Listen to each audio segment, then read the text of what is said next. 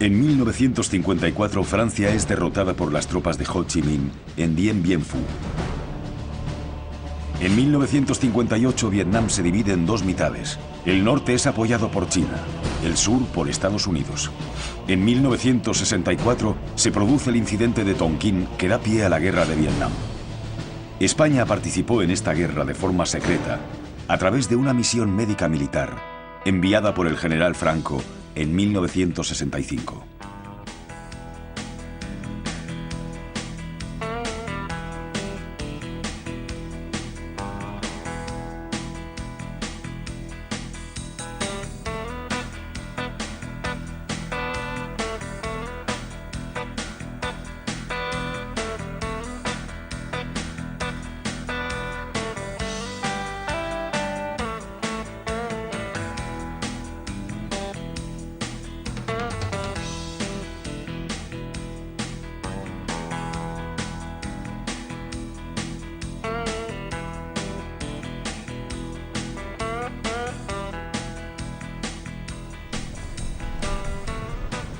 La ciudad de Ho Chi Minh, la antigua Saigón, es en la actualidad un hervidero de 9 millones de personas. Se moderniza a pasos agigantados, aunque guarda la impronta francesa en alguno de sus rincones. Saigón fue el epicentro de la guerra de Vietnam. Aquí estaba la sede del alto mando, y aquí es donde llegaron los españoles que participaron en la misión sanitaria de Go Cong desde 1966. Yo estuve 3 años y medio.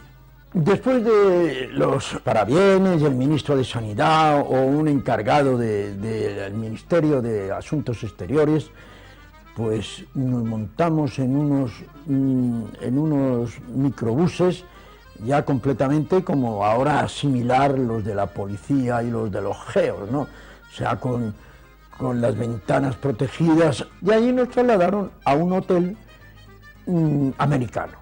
En la primera o segunda noche pues echaban una película, después torcías un poco el cuello y mirabas en zona próxima helicópteros con balas trazadoras, pues tirando venga balas trazadoras que se veían, por trazadoras es que están iluminadas, y era en el barrio vecino de Cholón, un barrio chino, y allí estaban tirando, pues mientras nosotros y otros americanos allí estábamos viendo a la Raquel Welch.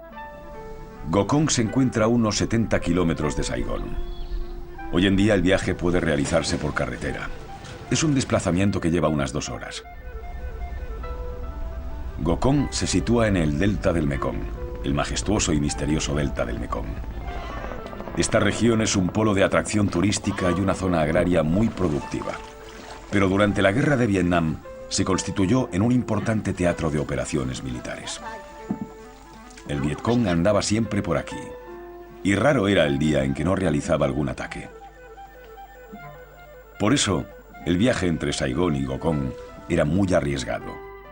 En enero de 1967 hice mi 4º viaje a Vietnam, y estaban las cosas muy agrias, esa es la realidad. Me hablaron del grupo de médicos que estaba en Go Cong, y entonces hice gestiones para ir a Go Cong, que no era nada fácil porque Go Cong estaba completamente cercado por el Vietcong, y naturalmente había que llegar en helicóptero y con cierto riesgo. Por otra parte, los norteamericanos obligaban a uno a vestirse con uniforme americano para llegar, le ponían a uno, le disfrazaban de soldadito americano, pero en fin, lo hice así, y volamos pues desde Saigón hasta Go Cong con las ventanas de los helicópteros abiertas para ofrecer menos blanco y las ametralladoras montadas buscando al Vietcong en la selva. Llegamos a Vietnam y nos recibe un brigada americano, tal y cual, que era un chicano, no hablaba en español. Y dice, bueno, ¿cuántos venís? Y le dijimos, somos 12. Y dice, 12, volveréis 5 o 6. El primer día que llegamos a Saigón, nos montaron un helicóptero y al pueblo. Y el primer día, la primera noche que estábamos en el pueblo, nos atacaron los Vietcong. Go Cong tiene una población de unos 150.000 habitantes. Es un lugar tranquilo, una ciudad extensa en la que todavía se observan edificios coloniales. El bullicio se palpa únicamente en su mercado. Esta ciudad en medio del delta del Mekong tiene un significado especial para España. Probablemente los militares de la misión médica durante la guerra de Vietnam desconocían que justo un siglo antes, en 1865, soldados españoles habían terminado aquí la guerra de conquista de Cochinchina. Una guerra que dejó a Francia el dominio sobre esta región. Una guerra que hubiera sido imposible de ganar sin el concurso del ejército español. Y es que el episodio de Gokong es uno más de los que completan la dilatada presencia española en Asia durante más de 300 años. Una presencia casi siempre olvidada, pero que está plagada de acontecimientos extraordinarios.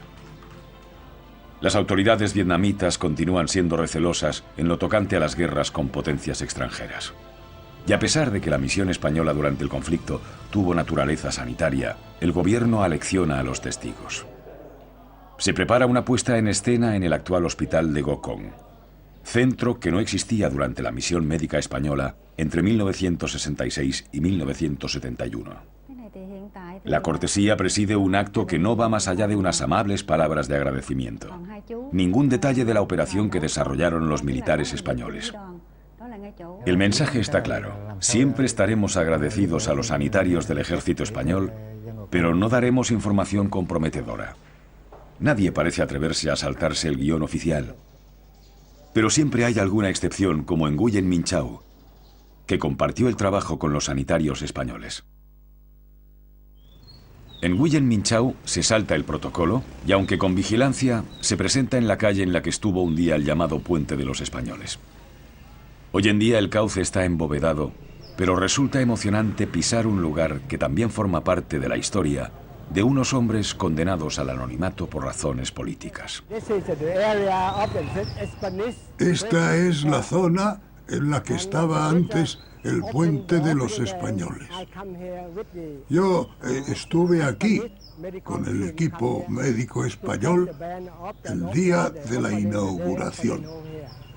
Recuerdo que fue en 1972. La población de Gokong pues quería como hacernos un homenaje y tal, ¿no? Pues allí no tienen infraestructura ni cosas que se le parezcan, ¿no? Entonces allí un riachuelo que pasaba por allí, hicieron un puente de madera y pusieron Puente de la España. El veterano acude a su casa para continuar con los recuerdos. Dr. Fernando and Dr. Linares, Dr. Fernandez, Dr. Rodriguez González, and I remember Matias.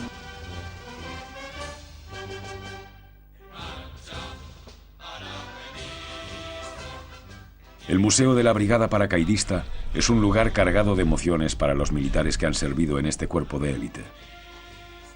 Para un civil, no deja de ser un contenedor de objetos poco frecuentes en la vida cotidiana. En cambio, para los paracaidistas, es un santuario, un lugar de honor.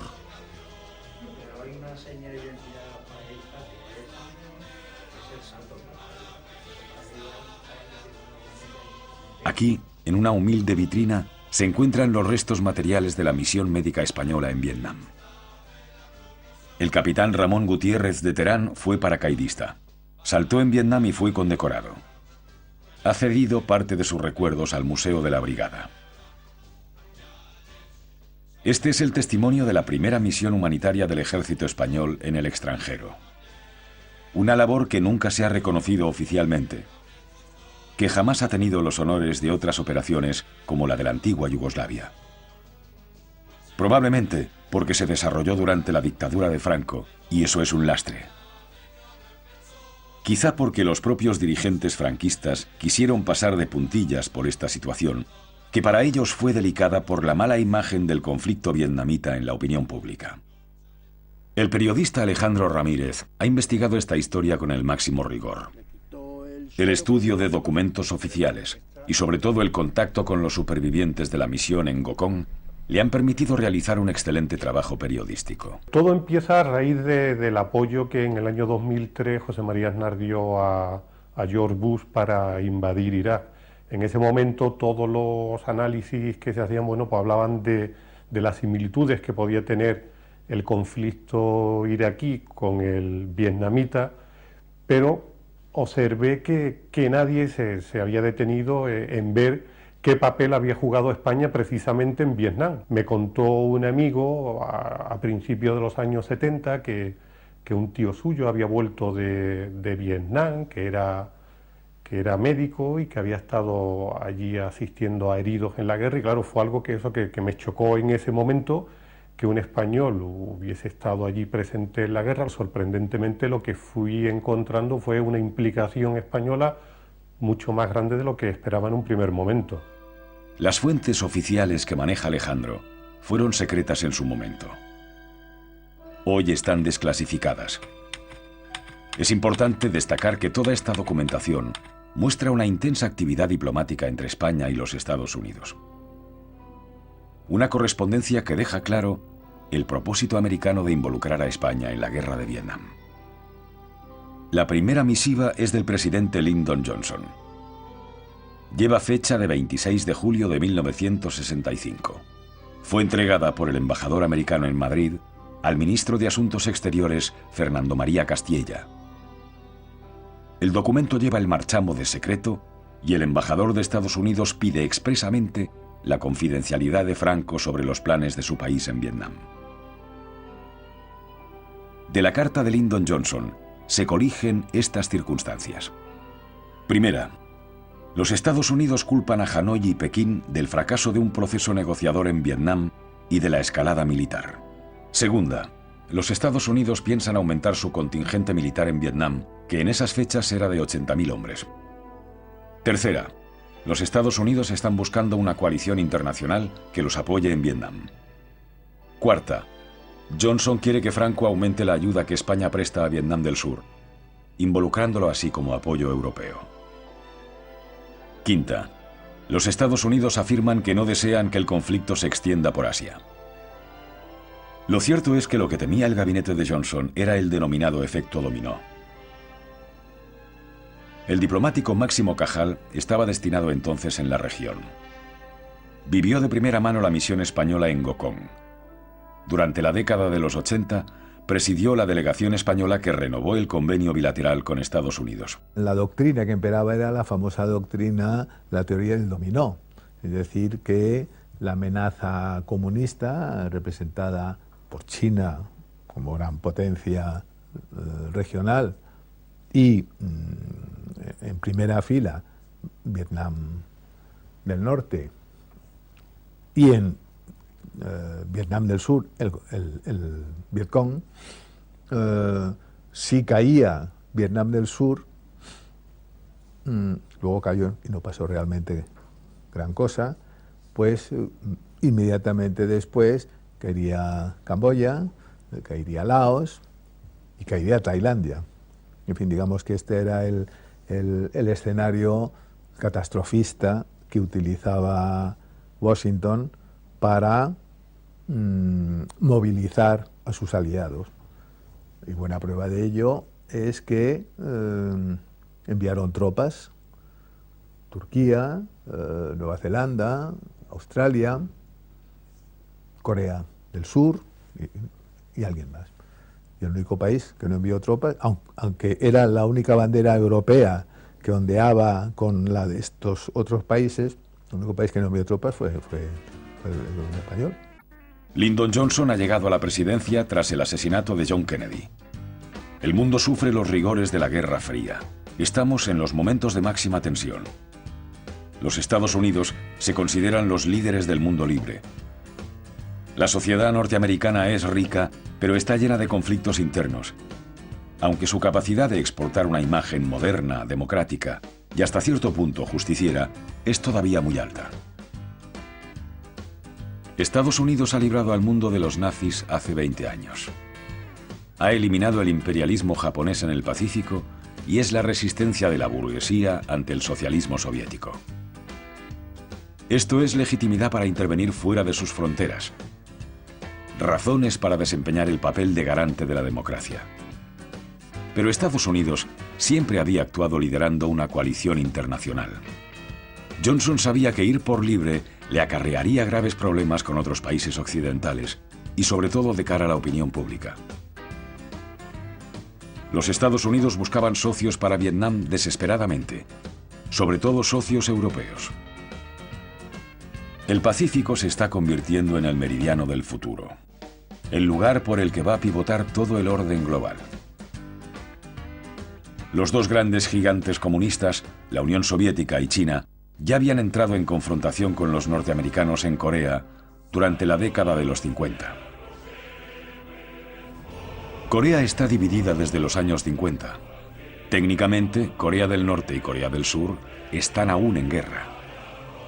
El 25 de junio de 1950, Corea del Norte lanzó una ofensiva a gran escala contra el sur. La península se convirtió entonces en el tablero del gran juego de la Guerra Fría. En 1953 se firmó el alto el fuego y Corea quedó dividida a la altura del paralelo 38. Los Estados Unidos ya habían luchado en Corea durante la Segunda Guerra Mundial. El memorial de Incheon, dedicado a MacArthur, así lo recuerda. Y es que la Guerra del Pacífico dejaba ya muy a las claras que los Estados Unidos querían controlar esta zona del planeta.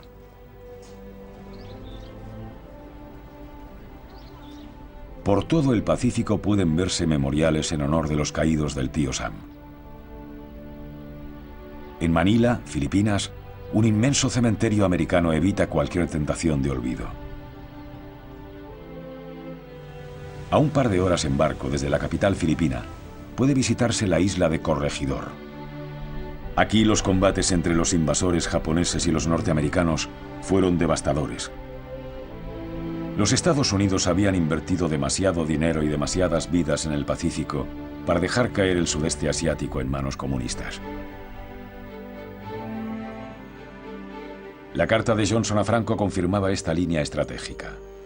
Los americanos sabían que el dictador español era un furibundo luchador contra el comunismo. Además, España tenía acuerdos bilaterales con los Estados Unidos, acuerdos que la dictadura de Franco no podía permitirse el lujo de perder. Por tanto, la lógica decía que Franco no pondría impedimentos a las peticiones de Johnson.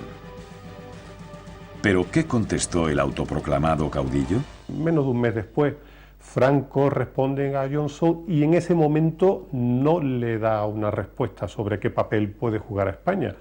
Lo que hace Franco es un análisis del conflicto y, curiosamente, en el análisis que hace sale muy perjudicado el papel que juega Estados Unidos, ¿no? Es una crítica a lo que Johnson está haciendo allí en ese momento. Una carta muy interesante y al mismo tiempo una lección de realismo político, ¿no? A la respuesta a la petición del presidente Johnson de que España enviara tropas, Franco pues decidió no enviar tropas sino enviar médicos militares, lo cual pues pone de manifiesto que este hombre tenía cierto sentido de la realidad política. El ministro de Asuntos Exteriores envió la comunicación de Franco al embajador en Washington, el marqués Merry del Val. Afirma que la respuesta ha sido redactada de puño y letra por el caudillo, que ha recibido una segunda carta de Johnson y que Franco está en el Azor. Reseña el carácter secreto de los documentos y que su departamento ha efectuado correcciones de estilo. Algunas de estas correcciones tienen carácter político y tratan de ensalzar el papel de Estados Unidos en el mundo. Otras son ortográficas. Exteriores se ve obligado a rectificar el nombre del líder vietnamita Ho Chi Minh, al que Franco llama Ho Chi Minh. El ministro de Asuntos Exteriores le pide al embajador en Washington que reafirme la solidaridad de España con los Estados Unidos, algo que Franco menciona en su carta pero de forma protocolaria, ya que el contenido de la misiva es poco favorable a los planes americanos. En realidad, es una batería de pronósticos y análisis que se resumen así. Primero, la guerra en la selva de Vietnam será un fracaso para Estados Unidos por mucho poderío militar que tenga. La guerra de guerrilla será interminable. Segundo, una guerra prolongada solo favorecerá el imperialismo chino. Tercero, los americanos siempre serán considerados extranjeros y no gozarán del favor de la población vietnamita. Cuarto, la subversión vietnamita, considerada por Estados Unidos como un problema militar, es en realidad un asunto político. Occidente no comprende las ansias independentistas de estos pueblos. Quinto, los pueblos oprimidos y pobres van a elegir el comunismo porque, literalmente, es el único camino eficaz que se les deja. Las ayudas rusas y chinas son bien recibidas en Vietnam. Sexto, no se pueden negar realidades presentes como el socialismo. No se pueden mantener viejas y rígidas posiciones. El comunismo no desaparecerá del sudeste asiático por la fuerza de las armas. Séptimo, todo puede solucionarse porque en el fondo todos los actores del conflicto aspiran a lo mismo, esencialmente a que China no aumente su influencia. Por último, hace una exaltación de Ho Chi Minh. Literalmente, no conozco a Ho Chi Minh, pero por su historia y sus empeños por echar a los japoneses primero, a los chinos después y a los franceses más tarde, hemos de conferirle un crédito de patriota que no puede dejar indiferente el aniquilamiento de su país. Y dejando a un lado su reconocido carácter de duro adversario, podría sin duda ser el hombre de esta hora, el que el Vietnam necesita. Está claro que Franco admiraba a Ho Chi Minh. La existencia del Vietnam moderno sería imposible de comprender sin la figura de Ho Chi Minh, el tío Ho, como es conocido en Vietnam. A este mausoleo de aires soviéticos acuden los vietnamitas a rendir pleitesía a quien más que un padre de la patria es un semidios. Ho Chi Minh fue político, pensador y poeta. Su talla como líder y estratega la dan sus resultados militares. Expulsó a los japoneses, a los franceses y finalmente a los americanos. Era, según sus biógrafos, un hombre reflexivo, de gran sentido práctico, capaz de mentalizar a su pueblo para cualquier sacrificio. Ho Chi Minh había cruzado su propio Rubicón en Dien Bien Phu, una batalla fundamental para comprender los acontecimientos sucedidos en Vietnam durante las 2 décadas siguientes. Una batalla en la que participaron cientos de españoles enrolados en la Legión extranjera. Así, Dien Bien Phu constituye otro episodio desconocido de los españoles en Asia. Allí lucharon y se dejaron la vida en un momento clave para la salida francesa de Indochina y la entrada de los Estados Unidos en la escena. El conflicto con Francia duró 9 largos años. Meses agónicos durante los que Francia perdió sus posesiones de Indochina, puente a puente, calle a calle, casa a casa. En Dien Bien Phu, China suministró cañones de gran calibre que el Viet Minh consiguió subir a las montañas. Fue una epopeya. Los soldados vietnamitas lucharon contra la adversidad, dejándose la vida, hasta tener las piezas artilleras colocadas en el lugar idóneo. Francia había subestimado la capacidad militar del Viet Minh y la moral de sus tropas. Atacamos la colina A1 desde Bui Phan Leu con artillería pesada. Durante la batalla de Dien Bien Phu faltó mucha comida.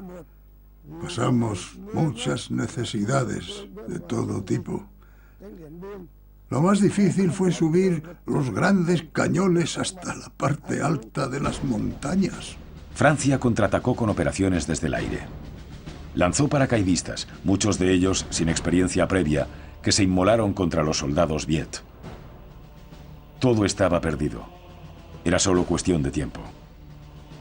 El 6 de mayo de 1954, el general Giap lanzó la ofensiva final. El general de Castries informó el 7 de mayo a las 17:50 horas a Hanoi con estas palabras: volamos todos. Adiós. Aquí estuvo la última posición fortificada del ejército galo, el campamento conocido como Isabel. En Dien Bien Phu no han olvidado esta batalla. Esta no era la primera vez que militares españoles habían combatido en tan lejanas tierras, hecho que estaba en el conocimiento de Franco. Quizá por eso no se plegó a las peticiones americanas. ¿Quién sabe si el dictador albergaba rencor hacia los yanquis por haber liquidado el imperio español en Asia y el Caribe? Franco era un militar de escuela y por su generación, los sucesos del 98 le resultaban cercanos y deshonrosos. Algunos autores afirman que en la entrevista de Hendaya en octubre del 40, Franco había pedido a Hitler los derechos sobre Cochinchina. Una expedición a finales del siglo XIX junto a Francia llevó a los soldados españoles a la conquista de Cochinchina. Precisamente la última batalla tuvo lugar en Gokong, el lugar en el que se radicó la misión médica española durante la Guerra del Vietnam. En Da Nang, en el centro del país, existe un cementerio junto al puerto, en el que descansan los héroes de la guerra de 1865. Los españoles lucharon en Vietnam para que se respetara la libertad de culto tras el asesinato de un obispo católico. Napoleón III convenció a Isabel II con este pretexto y tras conquistar Cochinchina, España solo se preocupó del asunto religioso, mientras que Francia sumó estos territorios a su imperio. Hecho que habría resultado inviable sin el apoyo del ejército de las Filipinas, un ejército que ya había participado en la conquista de Camboya a finales del siglo XVI. Cuando las tropas españolas, a petición del rey usurpado de Camboya, que eran dos reyes, dos pretendientes que se disputaban el trono, parece que se llamaban Langar y Prauncar, acudieron allí y tuvieron una presencia que está relatada por Fray Gabriel de San Antonio en un libro muy emotivo, Historia de los verdaderos sucesos de Camboya. Está demostrado que Felipe II planeó una invasión de la China de los Ming y que la primera descripción de los templos de Angkor fue realizada por españoles. España había sido la única potencia occidental con colonias en Asia durante más de 300 años. La joya eran las Islas Filipinas, pero los españoles también se implantaron en otros territorios, como Guam, las Carolinas o Singapur. Incluso Australia, llamada Australia del Espíritu Santo en sus inicios, había sido descubierta por españoles. Independientemente de las razones históricas y del infierno francés en Dien Bien Phu, parece ser que lo que movió al general Franco para escabullirse de las peticiones de ayuda norteamericanas fueron las encuestas de opinión. La mayoría de los españoles consultados sobre el conflicto de Vietnam se mostraban abiertamente en contra de la guerra. El desplazamiento de tropas de combate habría minado la imagen de Franco. Por eso, durante meses se suceden una serie de comunicaciones entre los dos gobiernos y finalmente se decide enviar una misión médica, tras otras tentativas como el traslado de ambulancias. La verdad es que en ese Consejo de Ministros hay bastantes tiranteses porque el ministro del Ejército, Camilo Menéndez, era partidario de enviar combatientes a Vietnam. Veían que el mandar una misión sanitaria pues no tenía mucho sentido. El argumento que daba era que en Vietnam se estaba combatiendo al comunismo y que al comunismo no había que tratarlo con paños calientes y que España tenía que ir allí. En cambio, Fernando Castilla, que era el ministro de Asuntos Exteriores en ese momento, pues era partidario de no enviar tropas al país vietnamita porque decía que no había ningún país europeo combatiendo en la selva de Vietnam, que solo estaban los aliados asiáticos de Estados Unidos y que para España era muy engorroso enviar allí a tropas y que decidían enviar 4 ambulancias.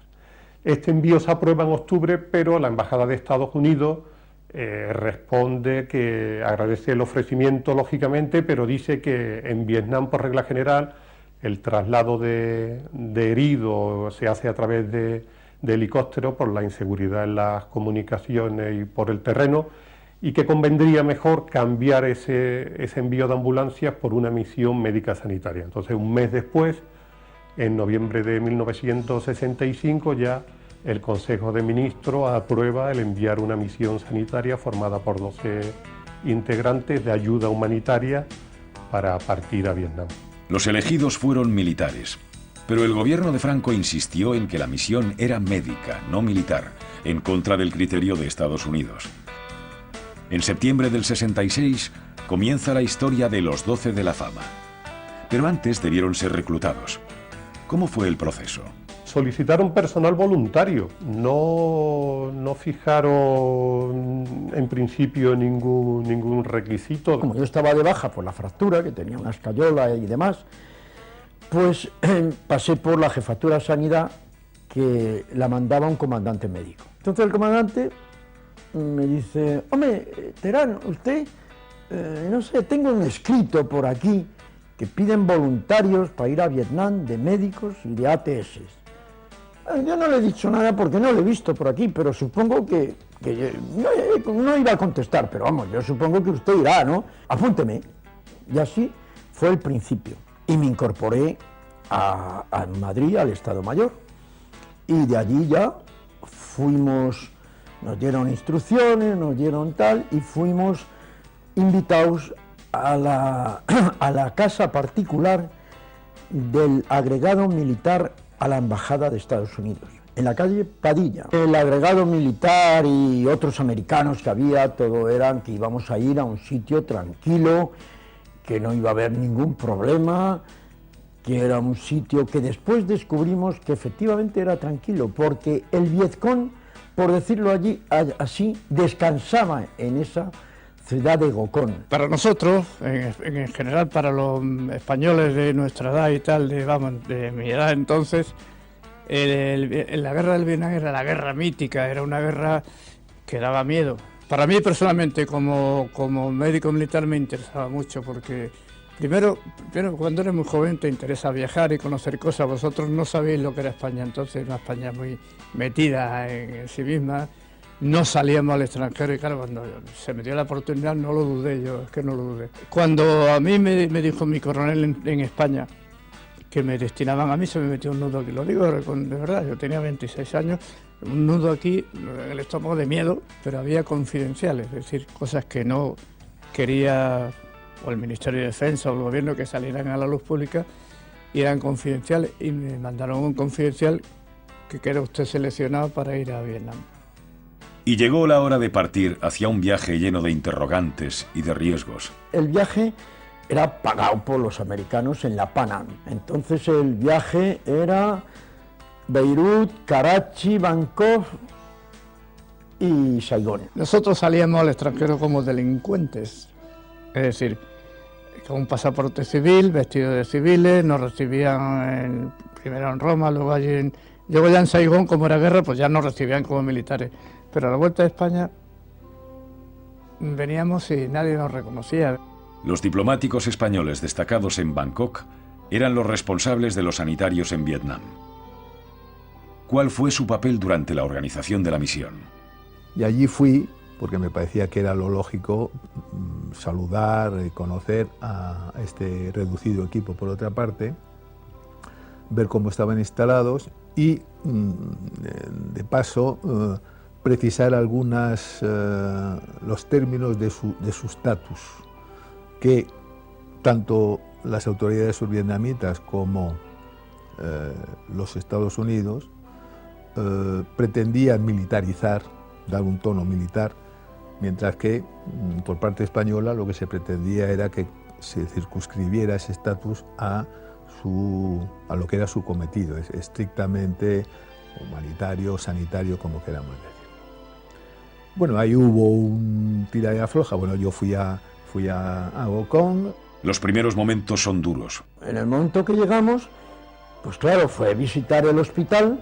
El hospital era un inmueble de tiempo de los franceses muy deficitario, sobre todo lo que es el inmueble, ¿no? Porque había camas dadas por los americanos, pero en esa cama, como los vietnamitas son pequeños más bien, pues a lo mejor 2 pacientes estaban en una cama y los acompañantes en un jergón en el suelo. Entonces, claro, el hospital era bastante deprimente, ¿no? Recuerdo un edificio... Todo aquello tenía un aspecto... no sé, que daba en cierto modo que pensar, ¿no?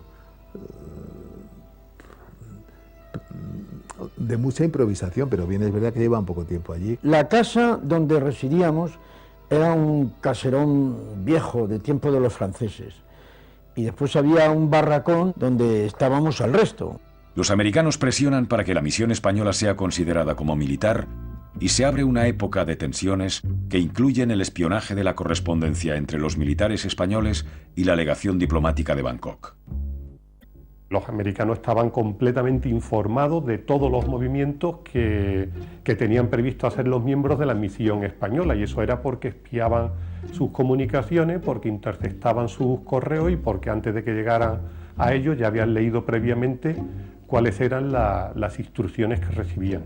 Entonces se cifraba con un mecanismo, un instrumento muy primitivo, bastante seguro pero muy primitivo, a base de unas sumas y restas, de una cinta aleatoria, todo muy curioso desde 50 años después o menos, si se ve así, ¿no? Y comunicaciones, había que ir a correos, para el correo local, para enviar los telegramas, en fin, toda una cosa muy rudimentaria, que efectivamente hubo una pugna entre la Embajada de España y el Ministerio de Asuntos Exteriores aquí en Madrid y la parte americana para tratar de limitar ese carácter sanitario y no militar que pretendía Estados Unidos. Por parte de Exteriores, la política era claramente de no sucumbir a la presión americana, eso estaba clarísimo.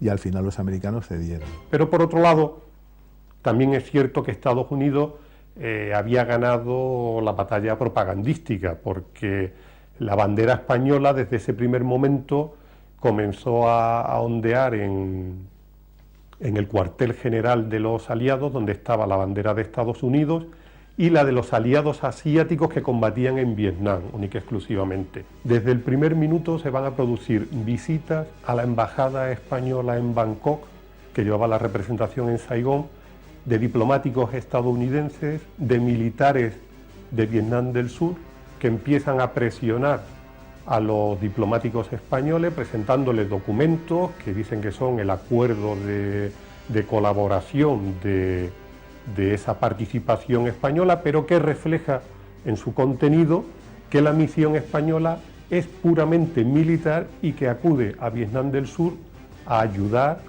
a Vietnam del Sur a solucionar, pues a luchar contra el comunismo y contra la subversión que hay allí de terrorismo en ese momento. A lo largo de todo ese tiempo, desde que se aprueba la misión, comienza esa dura batalla diplomática que se va a prolongar incluso estando ya la misión allí en Vietnam. Esa herida sigue abierta, va a durar unos cuantos meses y se va a vivir momentos de enorme tensión. Ya en Madrid habían avisado al equipo médico que no se llevaran absolutamente nada, que los americanos se hacían cargo de todo.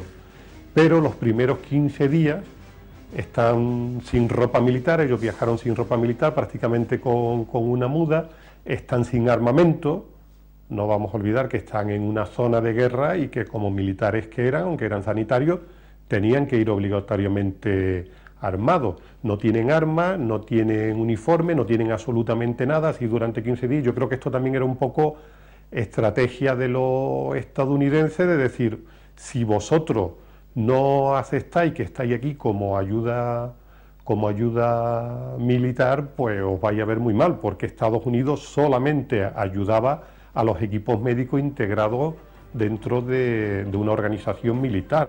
Por fin llega el acuerdo, el encaje definitivo, y los profesionales pueden iniciar sus trabajos. Fue un examen de profesionalidad y de humanidad. Allí no había un diplomado en cirugía. Si bien es verdad, ya sabemos que iban 4 médicos y todos ellos eran preceptivamente a las oposiciones de sanidad militar, eran licenciados en medicina y cirugía. Entonces fue Linares Fernández, que en paz descanse, José Linares Fernández, el que dio el paso adelante de hacerse cargo de cirugía. Preparaba muy bien preparadas las operaciones y hacía lo que podía. Me asignaron a un médico del AMA, EIME, de la Asociación Médica Americana. Eran extraordinarios. Ellos allí venía un herido y no preguntaban, se lo metían en la sala de operaciones, si era de miembros entre el enfermero vietnamita y yo, pues nos liquidábamos allí en una mesa medio cochambrosa, pues hacíamos una mano o un brazo, lo que podíamos con anestesia local.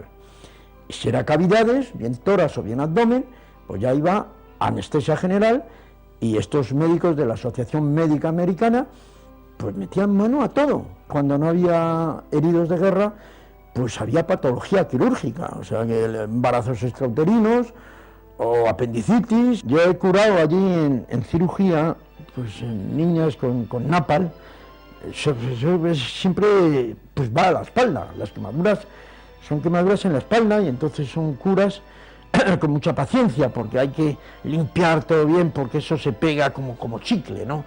Y tienes que limpiar y desbridar, y eran heridas muy anfractuosas, ¿no? Y muy desagradables, y por desgracia principalmente a niños, ¿no? Tú dices hospital y piensas en un hospital, no, aquello era algo menos que una cuadra.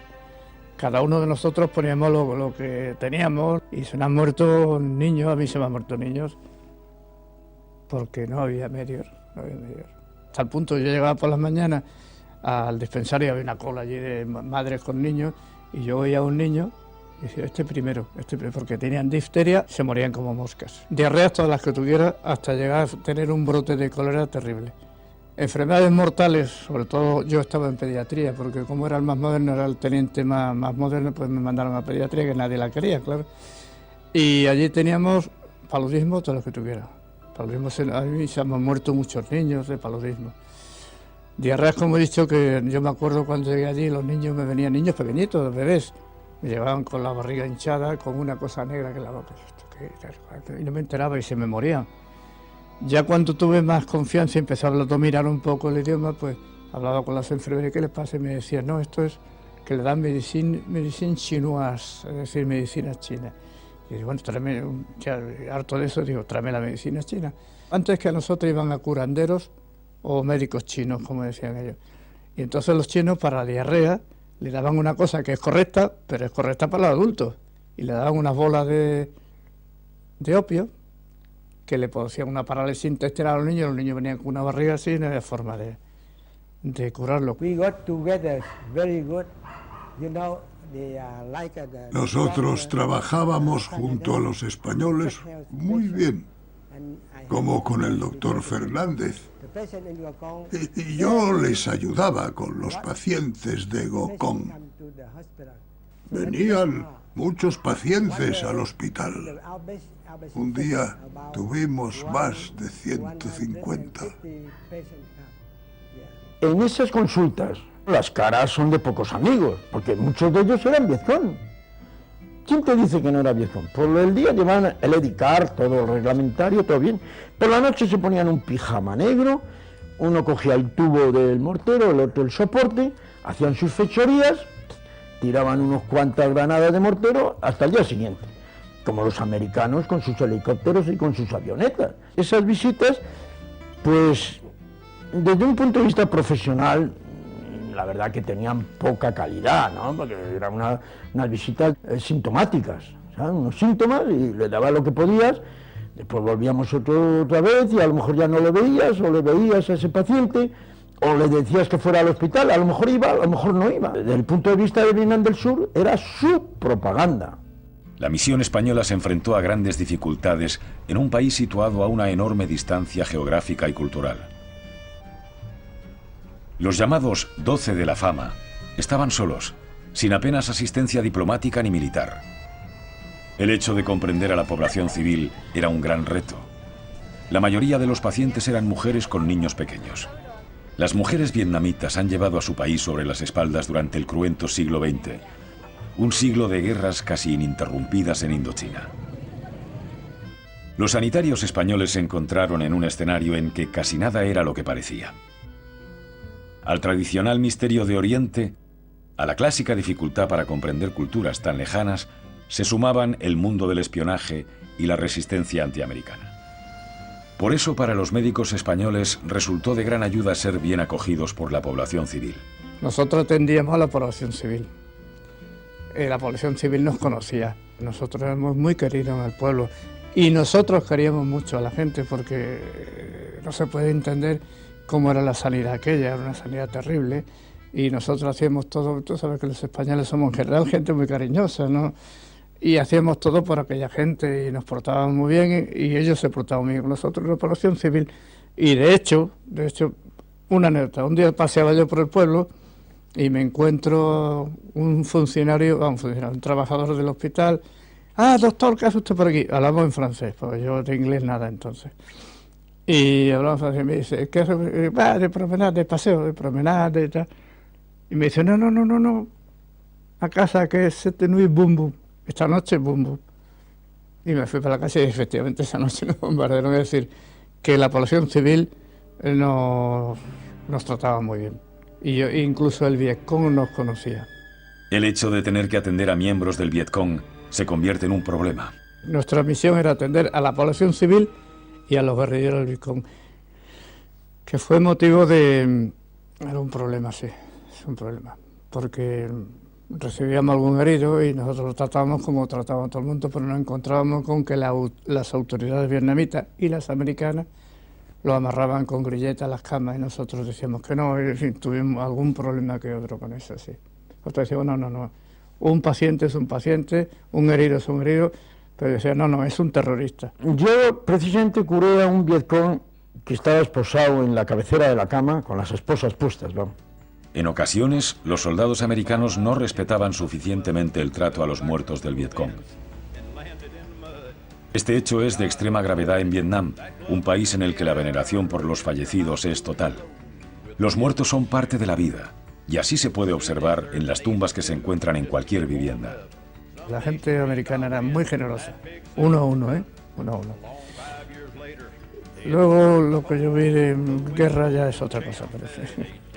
En guerra eran los americanos muy despiadados. Yo en acciones que he visto, pues me parecía que no eran considerados con el enemigo. Pero en las guerras impera la crueldad, y el Vietcong tampoco se andaba con chiquitas cuando tenía que ejecutar a colaboracionistas. Los sanitarios españoles normalmente no atendían a soldados norteamericanos, pero hubo alguna excepción. Una simple herida de carácter leve a un americano, al Hospital Cívico Militar Vietnamita, que era donde nosotros estábamos, no iba. En 1967, el periodista Luis María Ansón había provocado un escándalo considerable al publicar en ABC una información que dejaba entrever que la misión de Gokong se encontraba desasistida por el gobierno franquista. Escribí unas crónicas y luego uno de los médicos, me parece que fue el doctor Terán, me escribió diciéndome que a raíz de mis crónicas en ABC pues habían empezado a hacerles caso, porque ellos estaban muy quejosos de que ni la diplomacia española, ni las Fuerzas Armadas españolas, ni el gobierno español les prestaban la menor ayuda, el menor auxilio. Estaban allí haciendo patria, pero la verdad es que en solitario. Y aquellas crónicas pues sirvieron por lo menos para que les atendieran y para que les enviaran algunos productos y algunas cuestiones, y eso a mí me dejó muy satisfecho. Pues salió españoles abandonado por su gobierno en Vietnam, año 67, debía el jefe del Estado, Francisco Franco, ¿no? Claro, eso fue muy fuerte lo que salió en ABC, ¿no?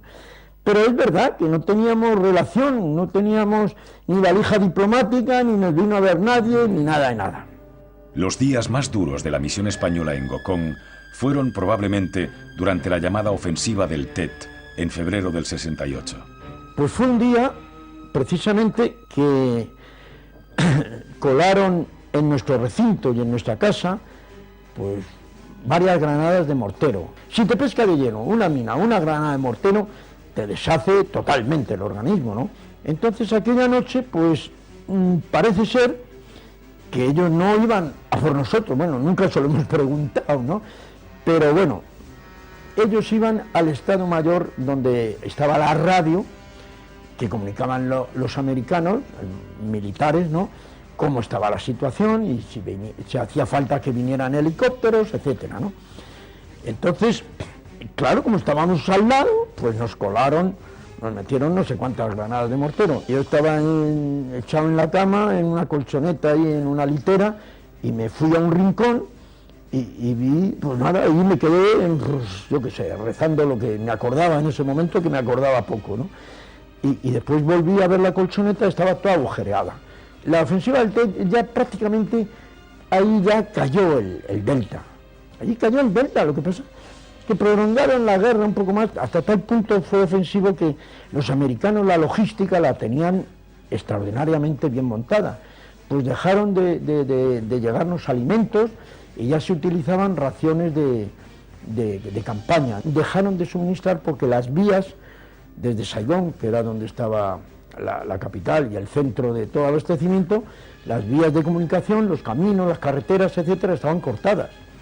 Entonces eso fue el mayor peligro. Después la guerra continuó. Aquella ofensiva fue muy famosa en el mundo entero porque con motivo de que no sé cuánto aniversario de Ho Chi Minh, sobre todo el Vietcong, quisieron hacer una demostración de fuerza y se metieron a toda pastilla en Saigón y en mi pueblo asaltaron la cárcel, hicieron una ofensiva tremenda, pero la perdieron, fue un desastre militar.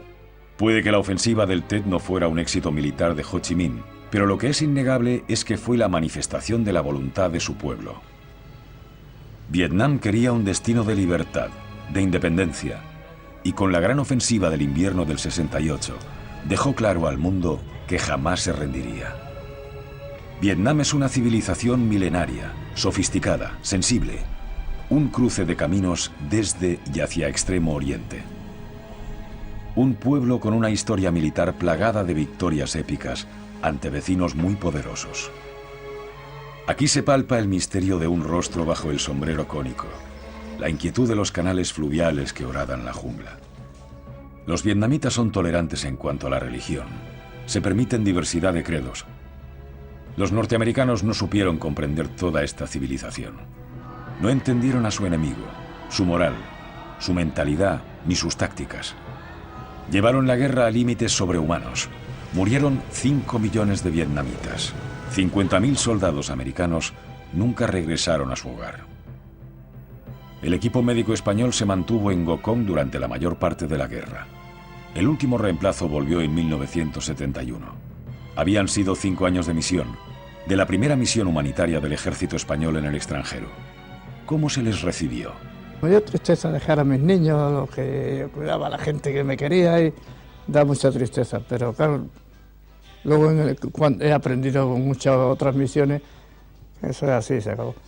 Y luego la llegada, por lo que te he dicho antes, la llegada es, pues me da pena de llegar allí como si yo fuera un ladrón, o como si no fuera un oficial del ejército que llega de una misión donde ha servido a España, donde has paseado la bandera de España nada menos que en Vietnam, y nadie te lo reconoce. Bueno, cuando vuelves, pues te crees que eres el salvador del mundo, ¿no? Que tampoco es, ¿no? Creo que se intentó un poco arrinconar o olvidar la misión y no darle la relevancia que tenía. Pues había habido tiempo entre el 71 y el 75, por simplificar, que les hubieran dado reconocimiento los mismos que los mandaron, quiero decir. Te sentías un poco menoscabado y verdaderamente cuando decías en la institución, no te digo ya al público, que habías estado en Vietnam, te miraban así como diciendo, pero este tío es que se está quedando conmigo, ¿no? Militares que somos muy tontos. ¿Qué nos gusta? Porque se nos reconozca. No pedimos ni dinero, ni pedimos honores exagerados, sino que se nos reconozca lo que se está haciendo. Y me da la impresión de que hoy no se está reconociendo. A nosotros tampoco, entonces. Yo creo que es triste que no se reconozca o que no se haya reconocido hasta ahora el trabajo que los militares españoles desarrollaron en Vietnam, porque creo que ha sido un ejemplo para las misiones que vinieron después. Quizás sea el momento de compensar el trabajo de unos hombres que abrieron un camino diferente para el ejército español. Mientras, Vietnam despega hacia un futuro de prosperidad y paz tras un siglo de sangre.